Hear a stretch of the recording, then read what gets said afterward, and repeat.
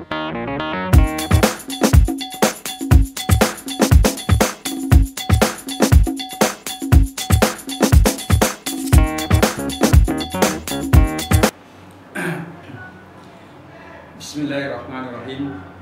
Assalamualaikum warahmatullahi wabarakatuh. Salam sejahtera buat kita semua. Perkenalkan, kami dari mahasiswa Magister Sistem Komputer STMIK Handayani Makassar. Nama saya Mo Halifuddin dan di samping saya Abdul Jalil. Pada kesempatan ini, kami dari kelompok 1 akan mempresentasikan tugas program paralel tentang Demonstration of Distance Minimum Distance Algorithm. Baiklah, kami akan langsung mempresentasikan dan mempraktikkan mengenai tugas kami tersebut.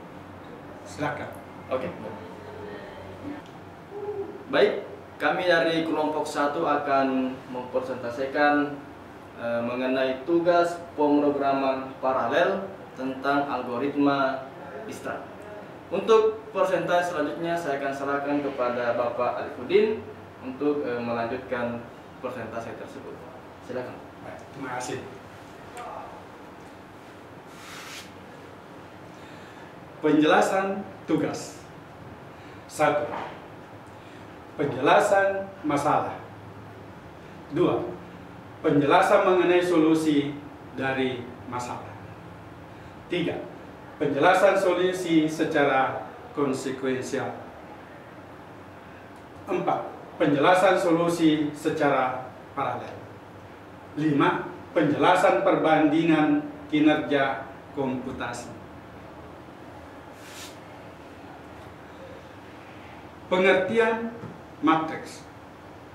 Matriks adalah himpunan bilangan yang tersusun menurut baris-baris dan kolom-kolom sehingga terbentuk persegi panjang dan ditempatkan di antara dua kurung.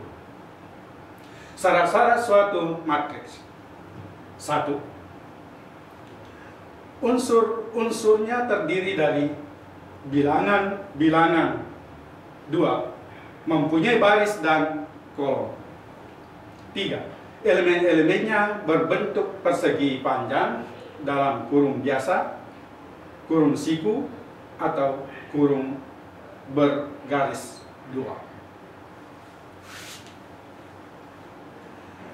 Permasalahan matriks. Dalam penggunaan matriks digunakan untuk memudahkan perhitungan dalam bentuk kolom dan baris. Ada beberapa bentuk pengoperasian dalam matriks, yaitu penjumlahan, pengurangan, dan perkalian. Dalam perkalian matriks terdapat beberapa proses yang harus dilalui agar mendapatkan hasil sesuai dengan yang diinginkan. Semakin besar perkalian matriks, maka akan semakin susah mengerjakannya. Salah satu algoritma yang dapat digunakan untuk memudahkan perkalian matriks adalah dengan menggunakan algoritma Dijkstra. Pengertian algoritma Dijkstra. Algoritma Dijkstra dinamai menurut penemuannya, Edgar Dijkstra adalah algoritma dengan prinsip greedy yang memecahkan masalah lintasan terpendek untuk sebuah graf berarah dengan bobot sisi yang tidak negatif. Algoritma Dijkstra adalah salah satu metode untuk memecahkan masalah pencarian rute terpendek. Algoritma ini biasanya diterapkan pada sebuah aplikasi pencari rute jalan yang terdekat dari suatu daerah ke daerah lainnya. Untuk bisa menerapkan algoritma ini dibutuhkan beberapa data yang harus disiapkan, yaitu satu, beberapa titik atau simpul atau daerah, titik atau simpul atau daerah yang bisa dijangkau secara langsung dan juga jarak antara mereka. Dua, titik atau simpul atau daerah awal. Tiga, titik atau simpul atau daerah tujuan. Berikut penjelasan mengenai pemecahan solusi perkalian matriks secara sekuensial dan paralel menggunakan algoritma Dijkstra. Untuk itu kami persilakan kepada teman saya Abdul Jalil. Silakan. Terima kasih. Saya akan mempresentasikan oh ya.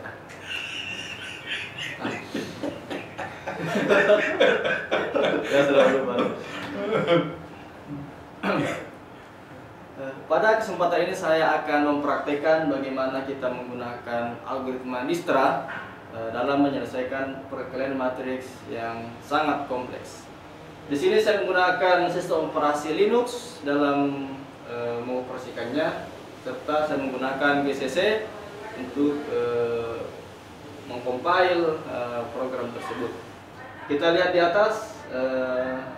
Jadi ini adalah file ya yang akan kita edit ya. Jadi ini adalah file dalam bentuk bahasa C ya. Kita akan lihat isi dari bahasa program tersebut. Jadi perintahnya sudo pico spasi tugas kelompok.c. Nah, jadi saya akan memperlihatkan listing dari program tersebut. Kita bisa lihat ini ada listing programnya. Di sini secara default menggunakan define 40 ya. Kemudian ini adalah susunan dari bahasa programnya. Kita lihat lumayan panjang juga ya, lumayan panjang. Jadi ini program memberikan solusi bagaimana perkalian matriks dapat diselesaikan dengan cara paralel. Nah, sekarang saya akan mengotak-atik sedikit dari program ini.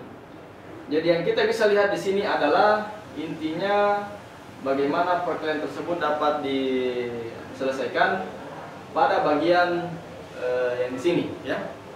Jadi di sini kita bisa rubah sesuai dengan banyak matriks yang akan kita perkalikan. Baik, awalnya saya akan coba. Di sini saya berikan nilai sebanyak 5 ya. 5. Jadi saya save. Kemudian saya akan mengcompile program tersebut. Jadi karena kita menggunakan pemrograman paralel, maka perintahnya itu adalah gcc min f open mp. Kemudian nama file, kemudian output dari file tersebut. Sekarang saya akan mengcompile. Nah, sudah. Sekarang saya akan menjalankan file tersebut. Jadi perintahnya di Linux adalah titik, kemudian garis miring, kemudian nama file. Kita lihat ini adalah file yang sudah saya compile tadi, yaitu dengan nama tugas kelompok.sh. Kita lihat apa yang terjadi. Nah, ini adalah hasil dari matriksnya. Tadi saya isi 5 ya, 5. Di sini kita lihat ada baris dan kolomnya ada 5, serta di sini secara serialnya itu ada 5 juga. Nah, sekarang bagaimana kalau saya mengisi lebih dari 5? Kita lihat di sini, saya akan mengeditnya lagi.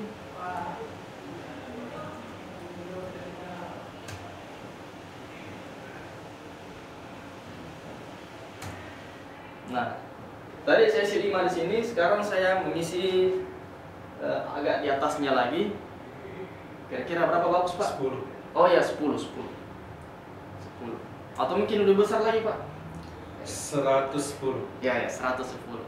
100 tambah 10. Ya, 110 saya save. Kemudian saya compile. Kemudian saya jalankan. Kita lihat apa yang terjadi. Tadi ada proses menjalankan program di mana perkalian matriksnya itu berjalan, ya. Tapi ini masih dapat diselesaikan dengan cepat. Ya, itu baru 110. Sekarang kita coba dengan angka yang lebih besar lagi. Ya, mungkin kita bisa tes kalau 1000. Bagaimana kalau kita memasukkan perkalian matriks sebanyak 1000? Sekarang saya save. Saya compile. Kemudian saya jalankan. Kita lihat apa yang terjadi. Nah, ternyata beginilah prosesnya. Ya, dia akan mengalikan sebanyak 1000 kali dan prosesor akan menjalankan secara paralel, dan inilah hasilnya sebanyak 1000 kali. Sekarang bagaimana kalau misalnya di atas 1000? Apakah bisa atau tidak? Jadi kita coba lagi. Di sini kita isi sebanyak 2000. Kemudian kita save. Ya, saya compile. Ya. Kemudian saya jalankan. Apa yang terjadi kira-kira? Ternyata core dapat, ya. Jadi prosesor tidak mampu untuk menjalankan perintah tersebut. Nah, sekarang kita akan melihat bagaimana kinerja prosesor dalam pengolahan paralel ini. Jadi pertama saya akan mengubah kembali menjadi 1000 supaya lebih kelihatan, ya. Di sini 1000.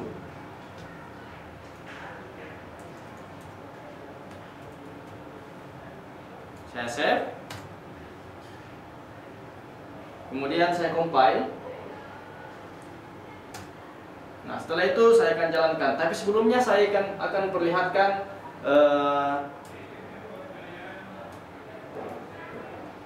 sistem monitor dari prosesor. Kita lihat di sini, ya. Jadi ini adalah histori dari prosesor yang sedang berjalan. Ini adalah CPU 1, kemudian CPU 2, CPU 3, dan CPU 4. Ada 4 core prosesor. Kita lihat, saya akan menjalankan program tersebut, ya, dengan menggunakan 1000. Kita lihat bagaimana grafik dari pekerjaan prosesor yang ada di komputer saya. Jadi saya compile sudah, kemudian saya akan jalankan. Nah, sementara berjalan, kita lihat grafik dari prosesor meningkat, ya, meningkat sebanyak 17-20%, di mana program tersebut berjalan secara paralel. Nah, ini sudah turun, berarti program selesai dieksekusi. Kita bisa lihat grafik dari prosesor, di mana keempat core tersebut bekerja, ya, sehingga program tersebut dikerjakan secara paralel.